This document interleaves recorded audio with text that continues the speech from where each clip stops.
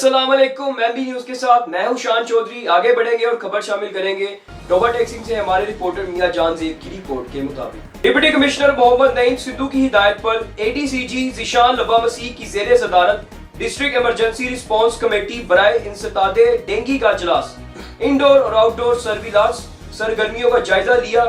एडीसीजी ज़ीशान लबा मसीह ने कहा कि डेंगू लार्वा की बरामदगी पर मुकदमा दर्ज किए जाएंगे।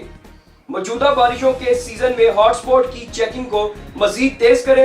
एंड्रॉइड मोबाइल यूजर्स फील्ड में सरगर्मियों को रिपोर्ट करें, फर्जी कार्रवाई नहीं चलेगी।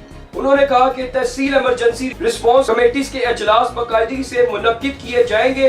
इंसतादे इक़दामात को अस्सरे लो चेक किया जाए। दफातर की छतों की सफाई और फालतू सामान को तलफ करें।